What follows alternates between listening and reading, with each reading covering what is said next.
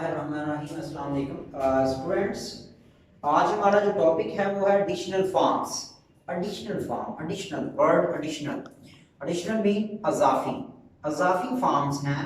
हमारे पिछले टॉपिक में हमने पढ़ा कि एक कंटिन्यूशन चल रही थी, एक सत्संग चल रहा था हुक का। तो हमने एफ आर बी आर की जो कर्व स्ट्रोक के साथ आर की या कर्व स्ट्रोक के साथ एल की जो थी वो हमने पढ़ी थी। इसी तरह उन्हीं की कंटिन्यूशन में मैं बता यहाँ पे हमें एक जो टॉपिक बता रहा है एडिशनल फॉर्म्स के बारे में, उन्हीं की जो F R B R T H R और दोनों टी एच आर हाइट वाला थिक वाला भी, इनको इन्हीं को ही आगे वो चलाते हुए कहता है कि कुछ एडिशनल भी इसमें हम उसने ऐड की हैं।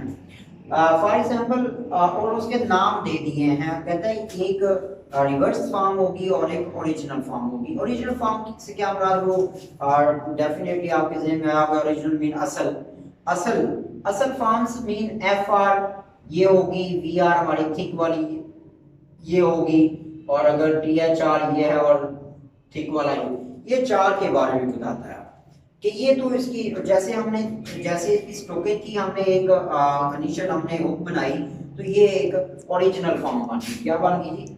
ओरिजिनल फॉर्म, ये ओरिजिनल फॉर्म। लेकिन अगर इस दूसरा जो है वो कहता है ये रिवर्स फॉर्म है, रिवर्स फॉर्म।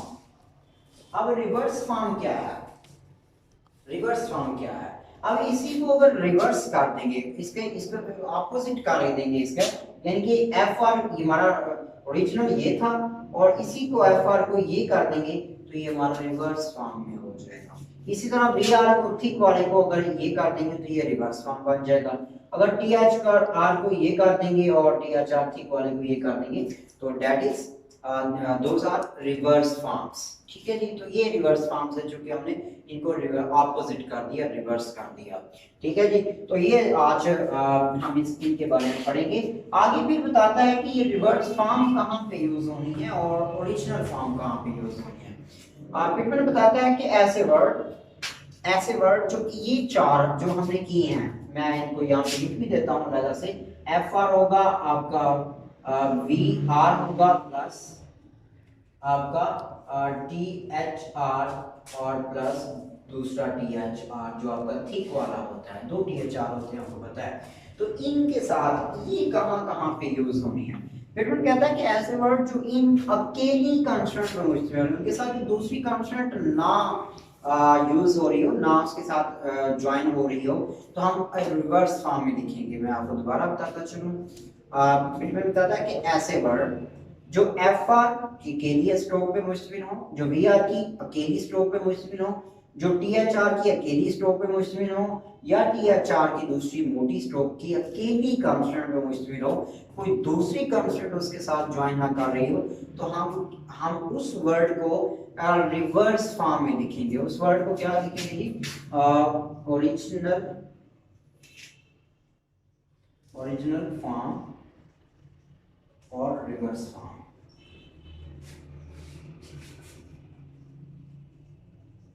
ये है ऐसे वर्ड जो अकेली एफ आर, जो अकेली ये सारे वर्ड अकेली पे मुश्तमिल होंगे, वो हमारे हमारे रिवर्स फॉर्म से लिखे जाएंगे। फॉर एग्जांपल एक एग्जांपल के तौर पे मैं वर्ड लिखा हूं यहाँ पे। एक वर्ड होता है फ्री, फ्री, फ्री। अब इसके साथ एफ आर है, सिर्फ दूसरी कंसोनेंट नहीं आ रही, सो यहाँ पे हम जो एफ आर लिखेंगे हम रिवर्स फॉर्म में लिखेंगे, क्योंकि ये अकेली कंसोनेंट थी, इसके साथ दूसरी कंसोनेंट नहीं आ रही। तो ये इसके बारे में बताता है कि ऐसे वर्ड जो अकेली F R B R T H R की कंसोनेंट में होंगे, उनको हमने रिवर्स फॉर्म में लिखना है। ठीक है जी, ये तो हमारा एक टॉपिक, इसमें से एक हमारा ये सबक था आज का लेसन। इसी तरह जो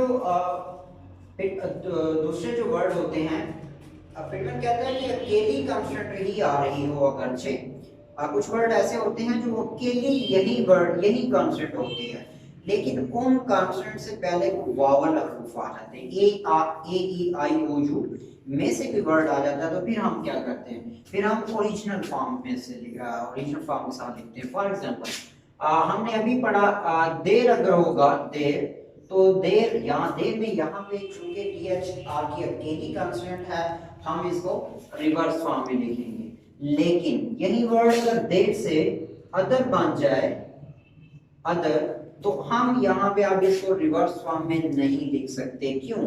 यहाँ पे टी एच आर अगरचे अकेली स्ट्रोक है, लेकिन टी एच आर से पहले चूंकि वावल आ गया है, तो अब वावल की वजह से ये रिवर्स फॉर्म में नहीं बल्कि ओरिजिनल फॉर्म में ये लिखी जाएगी। ठीक है जी। तो ये हमारा दूसरा टॉपिक था। अगर T H R B R F R की अकेली कांस्टेंट ही हो अगरचे, लेकिन पहले अगर वावल आ जाता है तो फिर हम उसको रिवर्स फॉर्म में नहीं लिखते बल्कि ओरिजिनल फॉर्म में लिखते हैं। ठीक है जी, ये हमारा दूसरा था।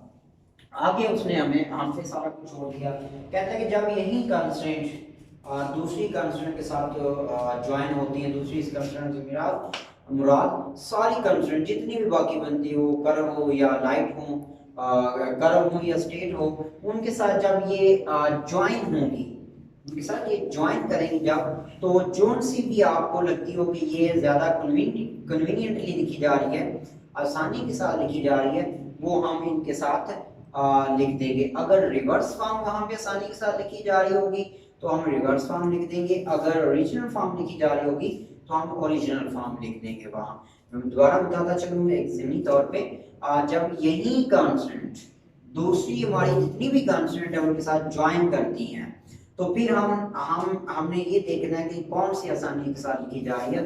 अगर ओरिजिनल फॉर्म आसानी के साथ लिखी जा रही है तो ओरिजिनल लिख देनी है, अगर रिवर्स आसानी के साथ लिखी जा रही है तो रिवर्स लिख देनी है। ठीक है जी। तो ये हमारा आज दूसरा इसके टॉपिक था।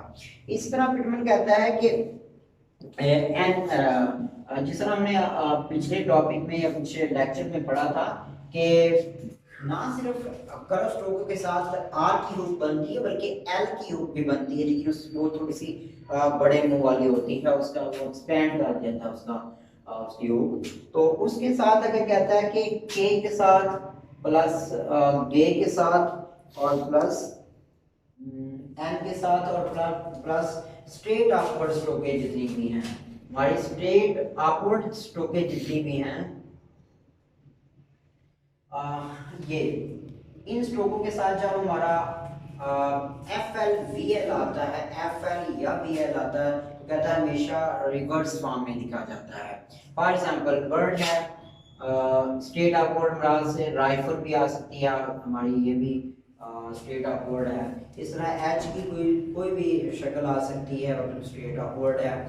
इस तरह डब्ल्यू के साथ भी आ सकता है और वाई के साथ भी। ये चार हमारी कंस्टेंट है, जब इनके साथ एफ एल वी एल आएगा तो रिवर्स फॉर्म में लिखा जाएगा, या के के साथ अगर आएगा बाद में तो भी रिवर्स फॉर्म में लिखा जाएगा। रिवर्स फॉर्म में मुराद मैं ये कह रहा हूँ ये एफ एल होगा आपका, ये नहीं होगा। ठीक है जी। जब आपका एफ एल या वी एल इन कॉन्स्टेंट के साथ आएगा तो हमेशा रिवर्स फॉर्म में आएगा। ठीक है जी। और इसी तरह पिटमैन कहता है कि हमेशा जो शल होता है, कुछ वर्ड ऐसे हैं जिनके एंड पे जो प्रोनाउंसिएशन होती है वो शल की आ रही होती है, शल शल, जैसे पार्शल या मार्शल। ठीक है जी। ऑफिशियल, क्रूशल, इस तरह के वर्डों में जो शल आ रहा है वो कहता है कि हमेशा आपने उसकी जो कॉन्सोनेंट की एक हिस्सा बनाना है वो always upward direction. For example अगर हमने मार्शल ही लिखना है, मार और शल, ये है जैसे पार और शल, तो ये हमारा शल शल जो हमेशा always written in upward directions. इस तरह शल एस एच, आपको पता होगा लाजमी स्टूडेंट्स के कुछ वर्ड ऐसे इनके एंड पे शर आता है, जैसे प्रेशर, तो कहते हैं शर is always written downward direction, कभी भी हमारा अपवर्ड नहीं लिखा जाएगा, डाउनवर्ड में लिखा जाएगा, जैसे प्रेशर। ठीक है जी। इस तरह थ्रेशर है, ट्रेयर है, मेजर वगैरह वगैरह वर्डों में, प्लेयर, इस तरह के वर्डों में, फिशर वगैरह में जब जो हमारा शर है always written in downward directions. ठीक है जी। इसी तरह कुछ वर्ड ऐसे हैं जिनके एंड पे N K R plus N गे आर, इन दोनों के लिए हमने यही यूज करना है, एन को थिक, जो हम एन के लिए पढ़ते हैं उसके साथ हुक लगाने से, यही इन दोनों के लिए हम यही यूज करेंगे। फॉर एग्जाम्पल जैसे वर्ड हम यूज करते हैं बैंकर, गर्ची इसमें एन के आर है, लेकिन इसके साथ हम जो यूज करेंगे वो यही थिक वाला यूज करेंगे। हम के एन को, केले को हम लाइट हुक नहीं बनाएंगे उसके साथ, बल्कि इसको थिक भी करेंगे। कहते हैं N K R plus N K are, जैसे फिंगर है, फिंग और गर, इसके लिए हम क्या करेंगे, इसके लिए हम एन को, दोनों के लिए एन को हम थिक करेंगे मास्ट। ठीक है जी। तो आज का ये हमारा टॉपिक है, इसके साथ शॉर्ट फॉर्म्स आपकी हैं और आपकी 80 और 81 82 भी इसके साथ एक्सरसाइज है। इंशाल्लाह कल एक नया टॉपिक सर आपके सामने हाजिर होंगे। कल तक के लिए आप उन को इजाज़त दीजिएगा। अल्लाह हाफिज़।